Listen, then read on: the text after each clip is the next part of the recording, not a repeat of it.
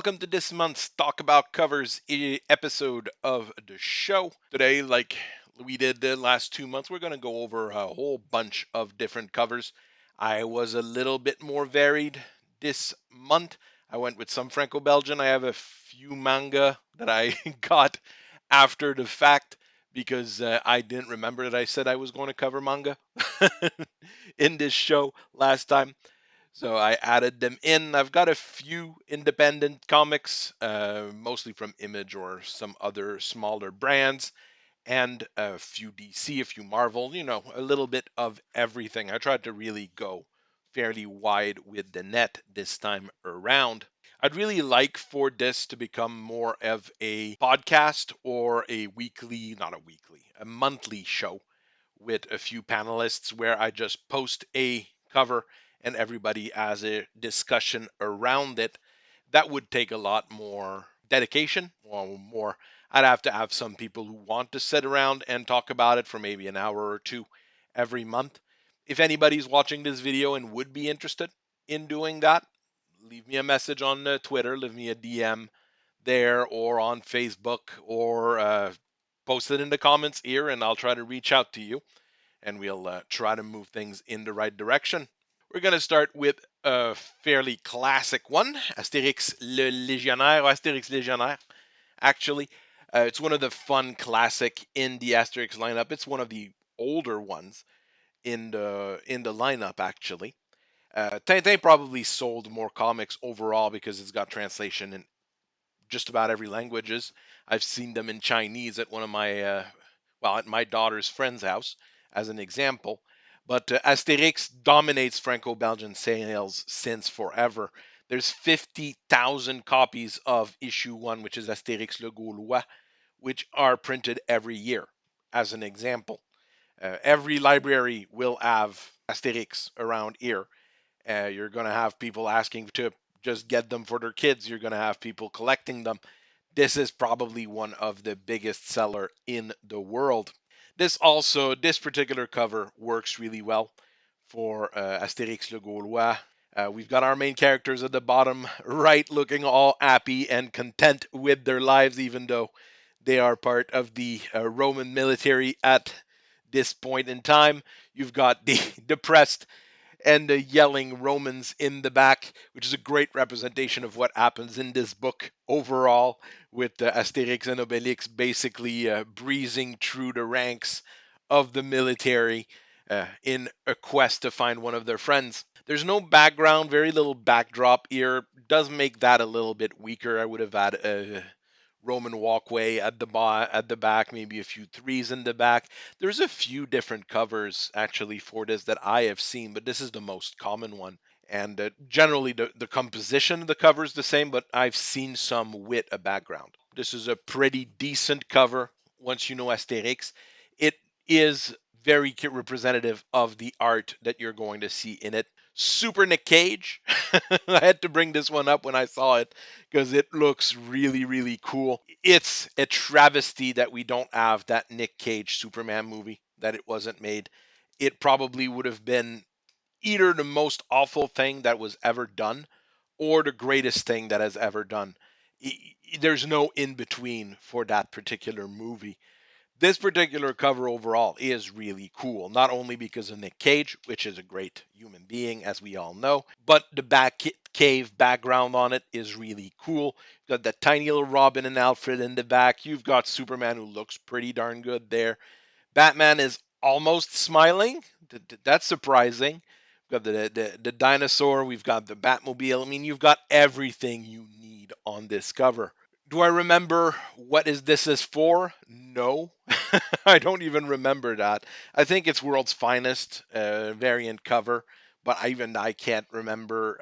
Even though I picked up those covers on the catalog just the other day, still, if I saw that on a rack anywhere, I would pick it up just for the novelty of it.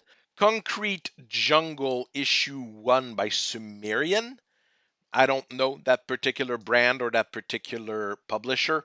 It's a bit of an odd one. We don't have much to work with. We've got that character's eye with esoteric symbols around it. The pupil has some cars driving through it. I'm not quite sure what this is going to be as far as a comic goes. Would it attract my attention if I saw it on a rack? Not really, because I really wouldn't know what it is.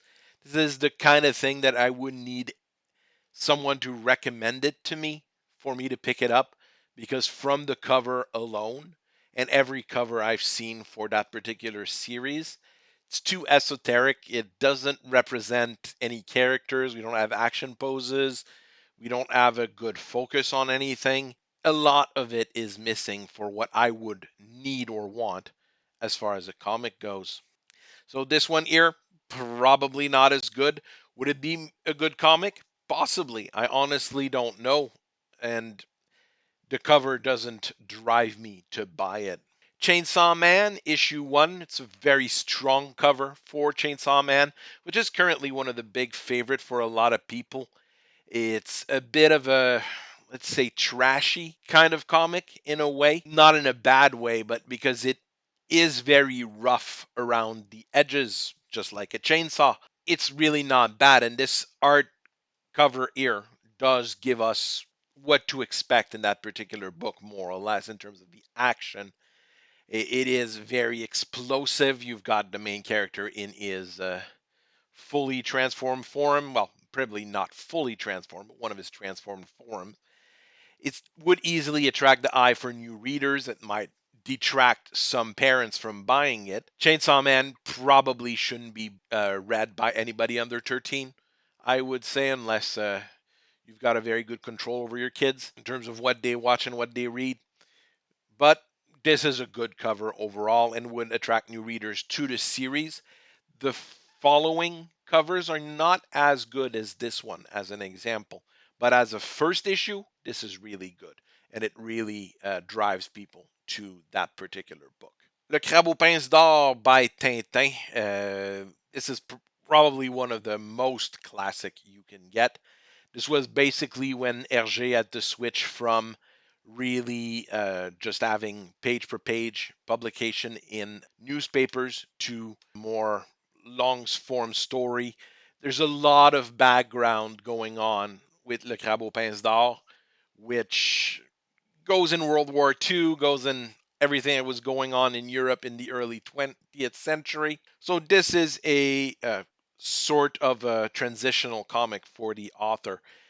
As far as the cover goes, it works perfectly fine. It presents what's going on in the comic, because this is basically a scene from the comic being translated on a page. You've got Capitaine Haddock, which was added in this particular book.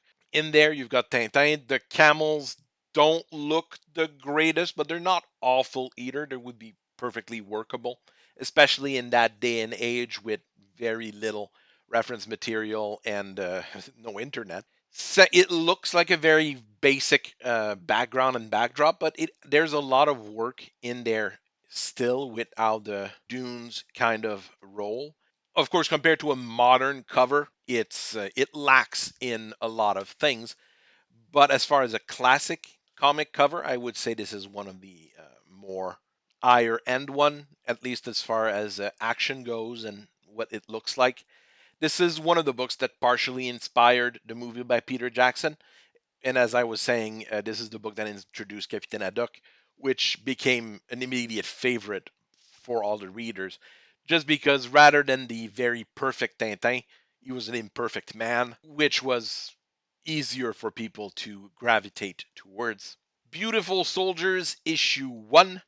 I have no idea what this is, and I don't know anything about the author. I don't know anything about the work, but it is a good cover. It'll attract your attention fairly quickly for obvious reasons. If you're a guy, if you're a girl, even, it might attract your attention with the action poses, with the various, characters that we have there. So it's a fairly strong cover overall. I saw it in the catalog and picked it up almost immediately just because I knew we would be able to talk about something here. I'm getting tired of the strong woman character that is introduced all the time nowadays. In comic, superhero teams and such with all women, fairly common. It's a decent thing overall. either in shoujo manga, even if you go with things like Sailor Moon as an example. There's a wide range of things that you can do with strong women character or women superhero teams. The problem is that it's now overused and it's used so much that it's becoming annoying. Not something that I look forward to. I don't like the fact that all of them are angrily yelling as well. Kind of makes me fear for what's going to be in that comic. Out as decent stuff overall. They've got a decent editorial team from what I've seen and read of them. This is probably going to be okay to good. We'll see when it come out and if I pick it up. Immortal Sergeant issue 1. Forgot to change the title, but it's fine. I have no idea what this is either. A cover should attract people's attention. I see this here and there's nothing that attracts my attention. No action, no nice colors, no character that looks interesting.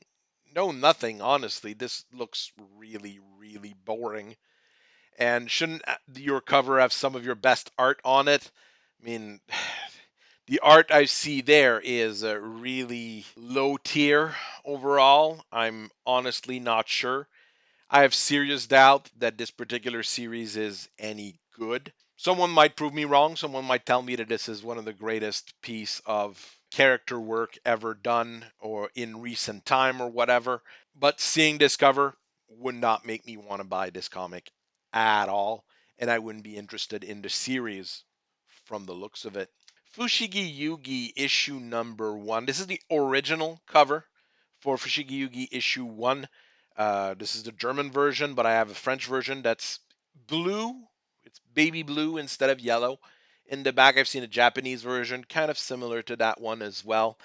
There's many covers that exist for this particular book, but this was the original one, which was published as a tankobon. The artistic quality on the mirror and the character work itself is pretty good overall, kind of representative of Iwatase, but it doesn't reflect what's going on in the book. It doesn't reflect much overall. All it shows is a single character, so that could be 1 million different things as far as the book goes. And that would explain more than likely why they changed that cover so many times. Most recent cover I've seen for that as the main couple on the cover of issue 1. Far more interesting overall than what we have here, as far as at least attracting people's attention. L'Empire des Mille Planètes from Valerian, Valerian et Laureline, probably one of the major inspiration for Star Wars. Some people are denying it, but once you read the book, once you look at the book, it's pretty clear George Lucas had some experience with Le Valérien et Laureline while writing and working on Star Wars. If you're into comics, you need to read the Franco-Belgian classics. We've gone through a few of them. We've talked about a few of them.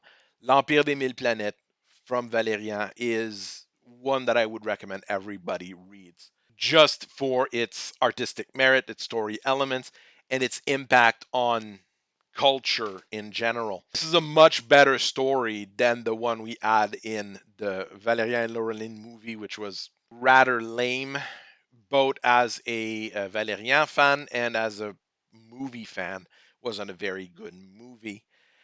This is a very good cover here, mixing sci-fi and fantasy, which is what we have in this particular book, with the bad guys basically using science as a religion for the people of their empire. And we've got our main characters in the front, but not dressed as their regular, work clothes, but rather in those extravagant imperial clothes that have there.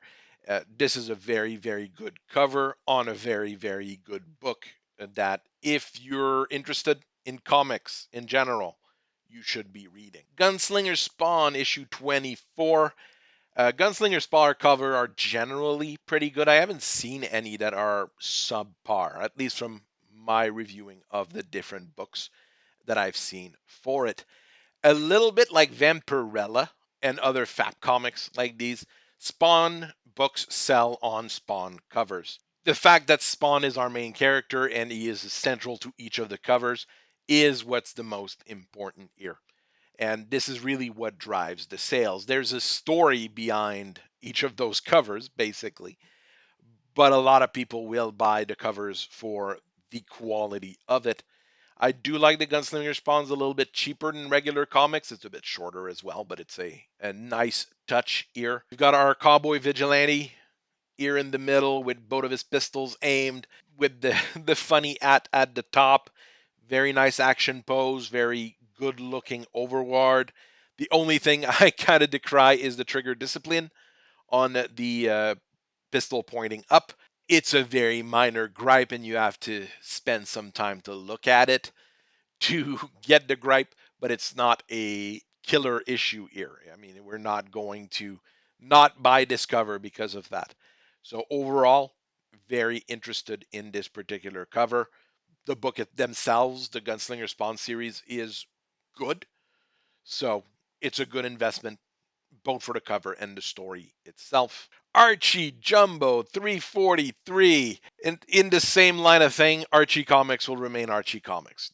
You're not going to have anything fancy on those covers. Recent Jumbo comics that I've seen like this, they're all extremely simple cover. No text on them, and they all rotate around the exact same concept and precepts here. Dan Parent, who did that particular piece of art, probably made a decent piece of cheddar to make that cover, probably in the $1,000 range, something like that. No, there's no specific artistic merit to it. There's nothing fancy about that cover or anything weird about it, but it works exactly like we want it to work. We have Archie, we've got Betty, we've got Veronica. They seem to be planning his murder at that point from the looks on their face. Overall, it's a very simple thing, but we do have a nice background. We've got backdrops, slight pieces of grass drawn at the bottom. So it's not super lazy. It's just what is asked for the author and the artist for that. And they just slap it on, sell it out, and still make a decent chunk of cheddar on each of those books. I mean, or if they weren't, they wouldn't be publishing those jumbo comic digests every month. Lucky Luke L'Escorte, which is the book I am going to cover next week in the Franco-Belgian sphere if I am following what I want to do. It's another Franco-Belgian classic. Lucky Luke is basically the French representation of the American cowboy. That's the best way to say it. It doesn't represent the truth or reality at all, or even those cowboy and Western movies. It's an exaggeration and a parody of all of that, added on top of parody and a commentary on French culture. So it's a nice book overall. And this cover is fairly simple. It's really an old book. We have to remember that as well. Got the steer head at the back. It's a light background, light elements, nothing super fancy, but it works and it will attract your attention anyways and really tell you this is a cowboy story. We've got Billy the Kid tied up to a cactus while Luke is resting. This represents pretty much all of this comic, which is Luke has to escort Billy the Kid to get a trial in New Mexico from Texas, and Billy the Kid keeps trying to escape through the whole thing. So it's a very simple story, very simple cover, but still pretty effective. I've got very few things to complain about here. Captain America #1. This is the latest volume reset of Captain America by Marvel. Not a huge fan of the look of Cap on this one. He doesn't look super fit. I mean, he looks okay, but he doesn't look buff like I would expect him to normally. He's got a weird look on his face, weird smug look that doesn't quite fit the ideal of Captain America, I guess. And I don't like the fact that in the back we've got America symbolically collapsing with a big cloud of smoke and the banner falling down. Not the best look for the Golden Boy of America and the man who would defend the ideals of America over everything. Big portion of the background is blank as well. Kind of makes the backdrop fairly lame. honestly not impressed by this particular cover. Jack Kirby's Star Warrior, starring Adam Starr and the Solar Legion. I ordered this as soon as I saw it because it looks really, really cool. Epic pulp sci-fi from the early 20th century being represented here. I really, really like that. This is a look and a feel that I'm missing reading and going through things. Not just because it's Jack Kirby's, but because it's a thing that we are more or less missing. Even the newer Conan stories often are missing this really gritty pulp from this early 20th century feeling to them. I really like the tones of red, cream, black that we have on this cover here. There's very little color, but the color that is there is used really, really well, and it really attracts the attention and attracts the eye, makes you want to know more about what's going on. The finger replacing the eye, there's all sorts of little things here which are really, really interesting. It's a ripoff of Jack Kirby. I mean, in the end, it's someone reproducing the Jack Kirby art, but I'm pretty sure it's going to be good, or at least a nice homage to Jack Kirby. Staying in the pulp sci-fi kind of thing, Le Piège Diabolique by Blake and Mortimer. This is another one of those classic Franco-Belgian pulp series, more in the spy detective thriller kind of thing.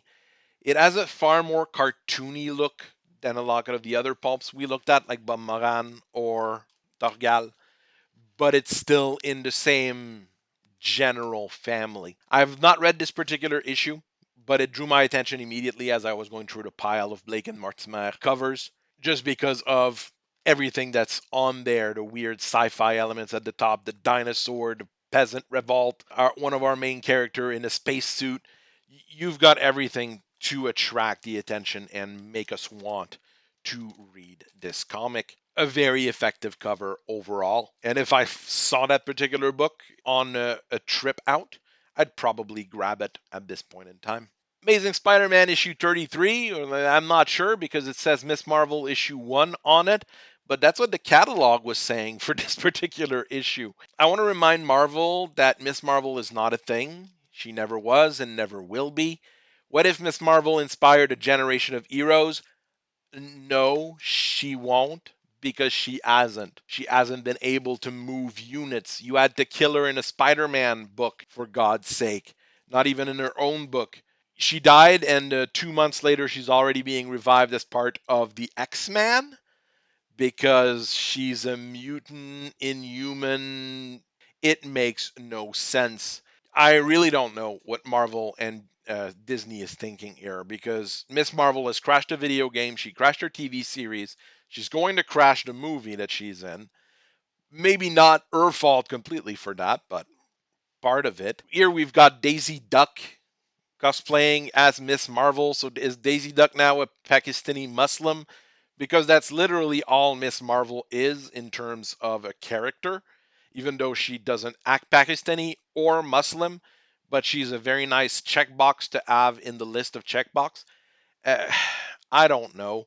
This cover did attract my attention because of how silly and stupid it was, especially the what if box that was there, but that wouldn't lead me to buy it. That would lead me to laugh at it. Not very effective. Fence Redemption issue 4. At least the characters on this one look like boys, soy boys, but they're still looking a little bit more masculine than what we had on some of those pinup covers for that particular series. We've got no background, we've got no backdrop. The four characters are looking straight at the camera.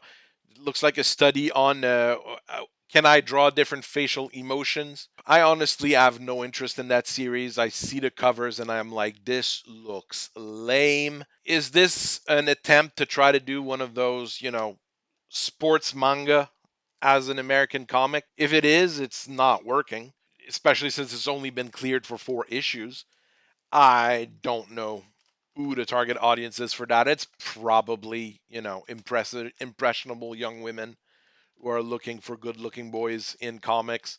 Requiem, le Chevalier Vampire, tome 9, La Cité des Pirates. This is a modern favorite in Franco Belgian comics. I know a lot of people who really like. I'm not going to say the book, because Requiem is really a definition of all style, no substance. It sells well. It sells really well internationally just as a book for people to look at the pretty images. Once you read the story, it's really not that good. It's not terrible, honestly. I mean, and I've been able to read through a good chunk of it, but a lot of it is shock for the value of shock and violence for the value of violence. It looks fantastic, just like this cover here with the samurai armor, the weapons. Everything looks on point and top notch as you go through the book. But if you read it, you're really not as impressed as you could be. Maybe later issues are better. I only read issues 1 through 5. So maybe the later issues are better. But from my experience, not a bad thing. I mean, if you want to study art or if you want to look at stuff that looks really cool, go for it. The cover tells you what you're going to get, something that's really cool looking. Green Lantern War Journal issue 1. This is a variant cover for the upcoming series.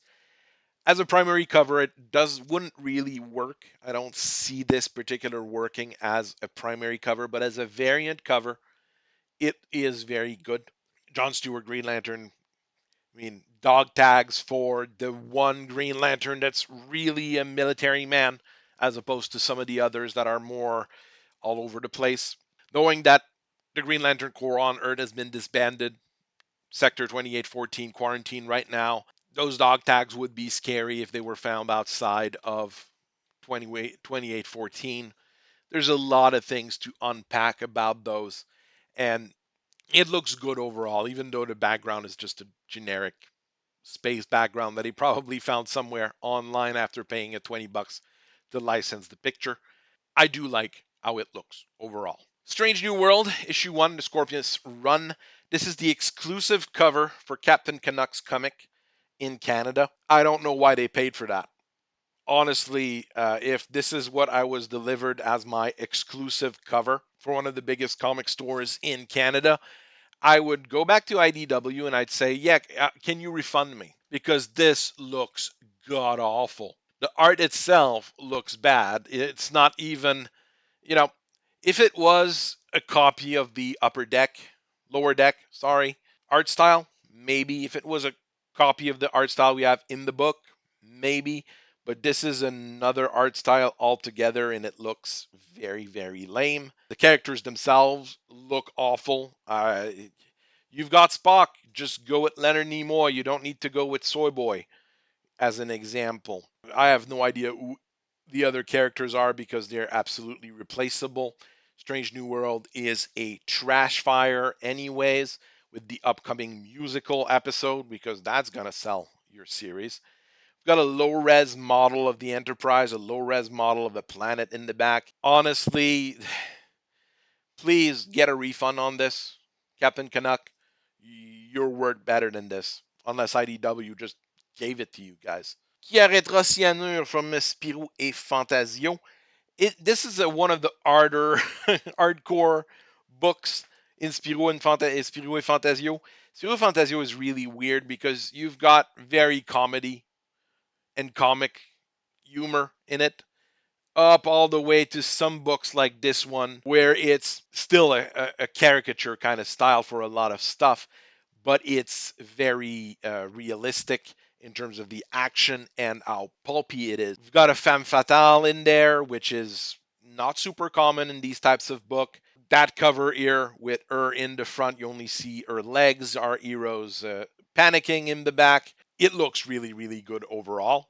And this was a bit of a weird issue overall because this is the only book from Spirou et Fantasio where that villain Cyanure shows up as a evil robot femme fatale. The thing is, the character was reused in video games. She was used heavily in the TV series. She was used heavily in related media. So she's a character that is introduced here, never was reused directly, but became a major figure overall. Kind of an interesting thing here. So we went through our books for this month. I hope you guys have a very nice rest of your day. If you've got any comments, any discussions you want to do about these particular covers or other covers you want me to look at, leave it in the comments, message me on Twitter, at me on Twitter, and I'll be more than glad to discuss things with you. If anybody's interested in maybe doing a panel for this, leave me messages. I'll be happy to talk about it as well. Keep on reading comics, keep on enjoying them. I'll keep analyzing them, and I'll see you all guys later. Bye bye.